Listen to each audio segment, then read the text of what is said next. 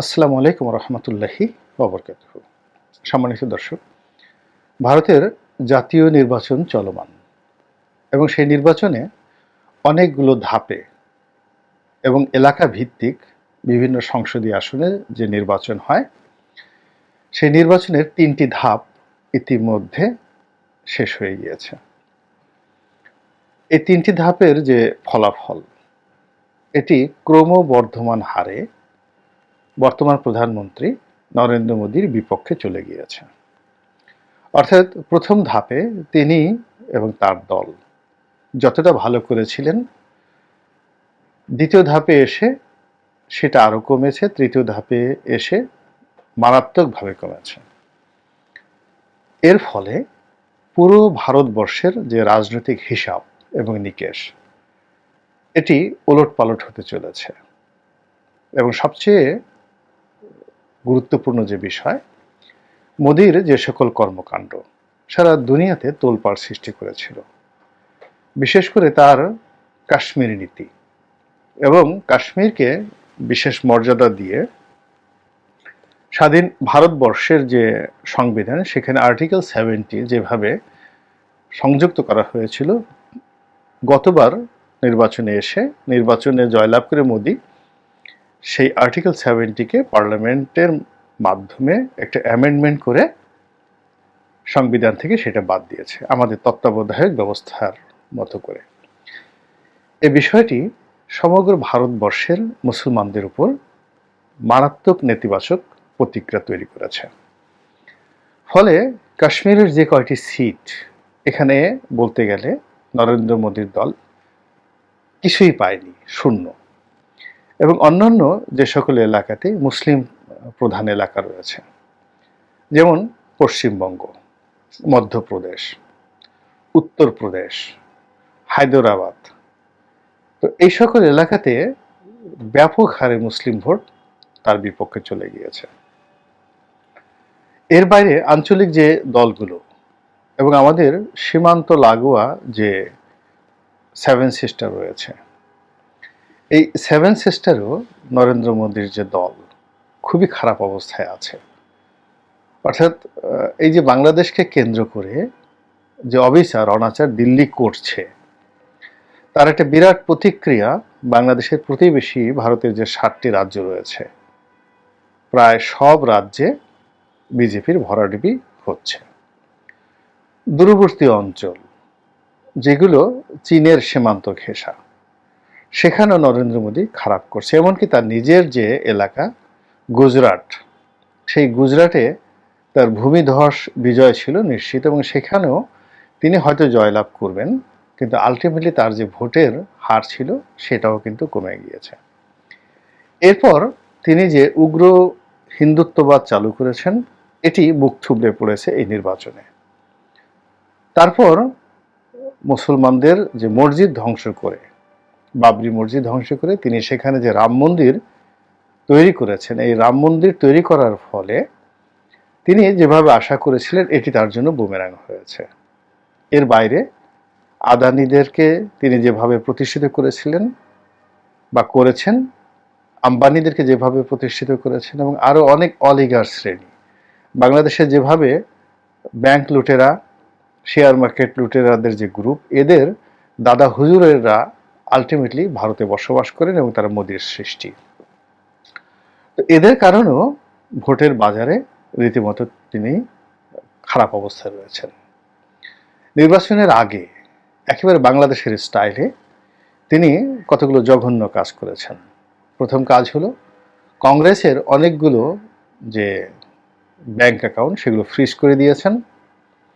এরপরে রাষ্ট্রীয় কতগুলো প্রতিষ্ঠান, আমাদের দেশে যেমন দুর্নীতি দমন কমিশন রয়েছে, জাতীয় রাজস্ব বোর্ড রয়েছে, ডিবি রয়েছে, সিআইডি রয়েছে, এরকম ভারতের যে সকল শক্তিশালী প্রতিষ্ঠান, বিশেষ করে সিবিআই রয়েছে, সেন্ট্রাল ব্যুরো অফ ইনভেস্টিগেশন, তো এই প্রতিষ্ঠানটিকে দলীয়করণ করা হয়েছে এবং এই প্রতিষ্ঠানটির মাধ্যমে পুরো রাজনৈতিক যারা প্রতিপক্ষ, শক্তিশালী প্রতিপক্ষ, সবার জীবনকে হারাম করে দেওয়ার জন্য মোদি একেবারে উগান্ডার মতো, বুরুন্ডির মতো, বাংলাদেশের মতো সর্বোচ্চ চেষ্টা করেছে। এবং দিল্লির মুখ্যমন্ত্রী এবং ভারতের ভবিষ্যৎ প্রধানমন্ত্রী যাকে বলা হয়, এবং যিনি অসাধারণ জনপ্রিয় এবং খুব অল্প সময়ের মধ্যে দিল্লি, পাঞ্জাব এবং হরিয়ানা এই সকল এলাকাতে তিনি তার যে দল আম আদমি পার্টি এটির জনপ্রিয়তা রীতিমতো তুঙ্গে নিয়ে গিয়েছেন এবং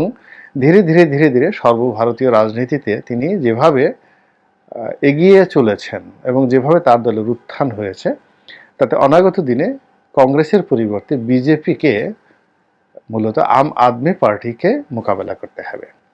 এই জন্য মিস্টার নরেন্দ্র মোদী এই ভদ্রলোকের পেছনে সিবিআই লাগিয়ে দিয়ে তাকে নির্বাচনের আগে গ্রেপ্তার করে ফেলেছেন এবং তিনি যেন জামিন না পান সর্বশক্তি তিনি নিয়োগ করেছেন। কিন্তু এই তৃতীয় দফা ভোটের ফলাফল প্রকাশ হওয়ার সঙ্গে সঙ্গেই ভারতীয় হাইকোর্ট বা সুপ্রিম কোর্ট এই ভদ্রলোককে ছেড়ে দিয়েছেন, জামিন দিয়েছেন এবং তিনি আরও 15 দিন সময় পাবেন। আম আদমি পার্টির এই মিস্টার কেজরিওয়াল তিনি এই 15 দিন নরেন্দ্র মোদীর বিরুদ্ধে যে প্রচার এবং প্রোপাগান্ডা চালিয়ে পরবর্তী যে ভোটগুলো আছে সেই ভোটগুলোতে যদি নয়, তিনি অবশ্যই এটি প্রভাব বিস্তার করবেন এবং সেটির ফলে নরেন্দ্র মোদীর যে স্বপ্ন, সেই স্বপ্ন ভেঙে চুরমার হয়ে যাবে। একইভাবে প্রিয়াঙ্কা গান্ধী এবং রাহুল গান্ধী তারা ঠিক জ্বলে উঠেছেন ইন্দিরা গান্ধীর মতন করে। এবং নরেন্দ্র মোদীর যে দম্ভ ছিল যে তিনি সকল রেকর্ড ব্রেক করে, এমনকি রাজীব গান্ধীর যে জনপ্রিয়তা সেটিকে তলে ফেলে এই বছরের নির্বাচনে লোকসভাতে 400 আসন পাবেন, 400। কিন্তু এই তৃতীয় দফার যে নির্বাচন, সেই নির্বাচনের ফলে অবস্থা এমন হয়েছে যে 400 তো দূরের কথা, সংখ্যাগরিষ্ঠতা পেয়ে সরকার গঠন করবেন এই জিনিসটি এখন পর্যন্ত ফিকে হয়ে পড়েছে। এবং সামনে যে নির্বাচনগুলো চলছে সেই নির্বাচনে যদি আম আদমি পার্টি আরও ভালো করে, কংগ্রেস আরও ভালো করে এবং এই যে পরিবর্তন, এই পরিবর্তনটা যদি বাড়তে থাকে, তাহলে নরেন্দ্র মোদী সরকার গঠন করতে পারবেন না, বিরোধী পক্ষ সরকার গঠন করবে। এবং তাই যদি হয় তাহলে মোদীর যে গদি, এই গদি আর থাকছে না। এবং সবচেয়ে বড় ব্যাপার হলো যে কোনো রাজনীতিতে যখন একটি স্বৈর শাসন আসে, মন্দ শাসন আসে, এটি একটি জেনারেশনে শেষ হয়ে যায়। কিন্তু যখন কেউ ভালো কাজ করে তখন সেটি পারিবারিকভাবে হোক, দলীয়ভাবে হোক, শত শত বছর ধরে সেটি জাতি তাদেরকে স্মরণ করে এবং জাতি তাদেরকে মনোনীত করে। ব্রিটেনের লেবার পার্টি, কনজারভেটিভ পার্টি, ইংল্যান্ডের পরে যদি আপনি আমেরিকাতে ধরেন, সেখানে ডেমোক্র্যাট এবং রিপাবলিকান, সেই গত 300-350 বছর ধরে ধারাবাহিকতা তারা বজায় রেখেছে। কিন্তু যারা কর্তৃত্ববাদী শাসন প্রতিষ্ঠা করেছে, সেই উগান্ডার আপনি ইদি আমিনের কথা চিন্তা করেন, যিনি দাদা ইদি আমিন বা ইদি আমিন দাদা নামে পরিচিত।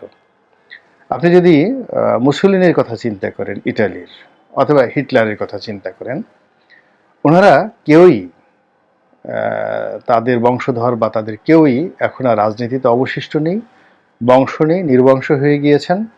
তাদের যে দল প্রচণ্ড প্রতাপে সারা বিশ্বকে যেভাবে কম্পন ধরিয়েছিল, সেই দলের কোনো অস্তিত্ব নেই। ইটালিতে ফ্যাসিজম এবং জার্মানিতে নাৎসিবাদ, কিচ্ছু নেই। একইভাবে ফিলিপাইন্সে গিয়ে যদি দেখেন আপনি, ফিলিপিন্সে যে সেখানে মার্কোস, ফার্ডিনান্ড মার্কোস এবং ইমেলদা মার্কোস, এদের কোনো অস্তিত্ব রয়েছে কিনা।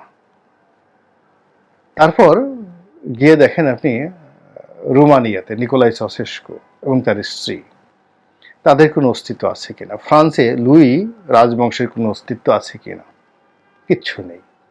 তো এই নরেন্দ্র মোদীর মতো মানুষ যারা খুব কর্তৃত্ববাদী শাসন প্রতিষ্ঠিত করে অল অন এ সাডেন একেবারে জ্বলে উঠতে চায়, আমাদের দেশের খুব রাতারাতি কিছু মানুষ জনপ্রিয় হয়ে যায়, রাস্তার মানুষ, ম্যান অফ স্ট্রিট, বা কিছু রাস্তার মানুষ হঠাৎ করে শক্তিশালী হয়ে যায়। যেমন দেখুন গালকাটা কামাল, বাস্টার্ড সেলিম, মুরগি মিলন, তো ডাকাত শহীদ, এই শব্দগুলো, টোকাই সাগর, এরকম অনেকগুলো মানুষ খুব অল্প সময়ের জন্য ভীষণ রকম শক্তিশালী হয়ে পড়েছিল বাংলাদেশে।